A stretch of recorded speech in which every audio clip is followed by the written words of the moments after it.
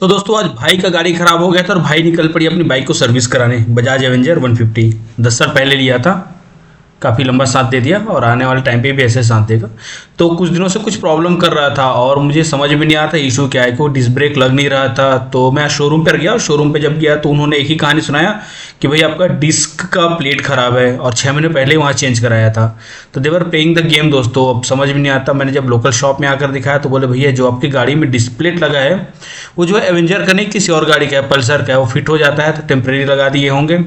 अब मुझे पता नहीं कितना सही है, बट मेरा मन नहीं किया एजेंसी में दिखाने के लिए। कहीं ना कहीं भरोसा टूट गया। ये वाली पार्ट थी दोस्तों, आप देख सकते हो वहाँ पे जो रिंग है छोटा सा घिसा हुआ है। तो मैं इस भाई साहब के पास ले आया अपनी गाड़ी, साहू जी के पास, और अपनी गाड़ी को मैं दिया तो बोले मेरे पास तो भी है नहीं, बट टेम्प्रेरी सॉल्यूशन बना देता हूँ। टेम्प्रेरी सॉल्यूशन के लिए उन्होंने रबर पैड जो होता है उसमें कहीं से ठोका पीटी कर कर एडजस्ट किया था कि ताकि मैं अभी कुछ दिनों तक ब्रेक लगा के गाड़ी चला सकूँ। और मीनवाइल मैंने भाई को बोला ऑर्डर कर दे।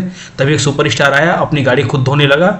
ये है हमारे शहर के, पता नहीं कौन है, बट बहुत बढ़िया आदमी है। खुद से अपनी गाड़ी धो लिया, शायद पहचान वाला होगा। और दूसरा आदमी आप देख सकते हैं दूसरी गाड़ी को वॉश करने में लगा हुआ है। ये नए लड़के हैं और ये अच्छा से वॉश करता है। इसने मेरी गाड़ी धोई, तब तक मेरी गाड़ी की आधी पार्ट रिपेयर हो गई थी। और भाई साहब ने वो जो कैलिबर बोलते हैं शायद, उसके अंदर वो डिस्क पैड लगा दिए ताकि मेरा गाड़ी का ब्रेक कुछ टाइम तक ले। आप देख सकते हैं इसमें जो घिसा हुआ पैड है, खाली ऊपर वाला रो घिस रहा था क्योंकि सही पकड़ बन नहीं रही थी और ब्रेक लग नहीं रहा था। दोस्तों गाड़ी में पेट्रोल हो ना हो, ब्रेक होना जरूरी है। तभी मेरी नज़र पड़ी कि मेरी शॉकअप का जो है रबर जो लगा हुआ होता है वो टूट रहा है। तो मैंने बोला भाई उसको ही बदल दिया अगर आपके पास हो तो भैया ने बोला मेरे पास रखा हुआ है वन पीस जो अच्छी है, ओरिजिनल है। तो मैंने जो भी हो लगा दो क्योंकि वो खुला रहेगा तो उससे डस्ट घुसेगा और मेरा डिस्क के साथ साथ ये भी चला जाएगा यार शॉकअप का। तो भाई साहब ने शॉकअप को निकाला और शॉकअप में जो रबर दिख रहा है उसको बदलने की मैंने रिक्वेस्ट की। तो भाई साहब उस रबर को निकाले और अपनी टीम को बोले कि स्टोर से निकाल के नया रबर ले आप। उसको समझाए कैसा लाना है। तो लड़का अंदर जा कर के खोजने लगा।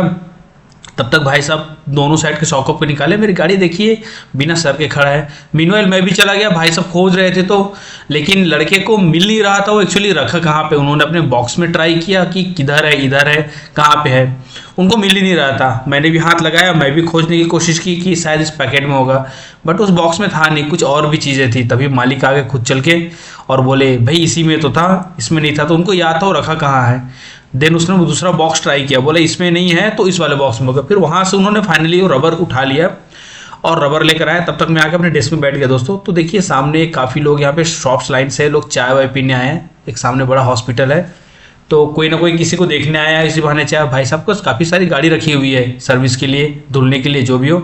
तो मेरी गाड़ी बन गई और भाई साहब को रबर मिल ही गया और रबर लाकर उन्होंने लगाया और फिट करना स्टार्ट कर दिया मेरी गाड़ी पे। तो एक चीज़ अच्छी थी कि भाई साहब का नेचर बहुत अच्छा है। जब वो काम कर रहे थे तो उनकी जो बात मजाकिया स्टाइल है और वो लोकल लैंग्वेज में बात कर रहे थे तो मैं हैप्पी था कि चलो अपने शहर में लोकल लैंग्वेज में। भाई साहब बड़े खुशी मिजाज थे और इतने खुश मिजाज थे कि उनकी खुशी देखकर मुझे भी अच्छी लगी कि मैं भी ऐसे हैप्पी रहूं और उनकी हैप्पी नेचर की बात चलती रही। तब मेरे फोकस गाड़ी पर रहा कि कैसे लगाते हैं, कैसे निकालते हैं। इसका मतलब ये नहीं कि कल मैं घर में खुद के खोल कर शुरू कर दूँ गाड़ी का, बनवाना तो भाई लोगों से, टैलेंटेड से। देखिए दोस्तों हॉस्पिटल जो सामने पे काफ़ी बड़ा है और ये शायद हार्ट का हॉस्पिटल है। एक भाई साहब गाड़ी अपना लेकर आया तो वेट कर रहे थे अपने टर्न की, लेकिन मेरी गाड़ी तो लगी हुई थी जिसको पहले बनना है। तो गाड़ी पे मिस्त्री साहब ने स्टार्ट कर दिया और उन्होंने देखिए शॉकअप को लगाना शुरू कर दिया एक एक करके। एक साइड को उन्होंने शॉकअप लगा दिया था और दूसरे साइड कैसे रबर फिक्स कर रहा था। तभी मेरी नज़र पड़ी वो जो डब्बे पे कुछ कस रहा था। मैंने पूछा भाई ये क्या चीज़ है। तो उन्होंने बताया सर ये इंजन ऑयल है और ये स्कूटी में डलता है। तो मैंने पूछा वो टोटी निकली क्या चीज़ है। तो ही सेड के अंदर में रहता है, पहले उसको खींच के निकालना पड़ता है लगाने के लिए।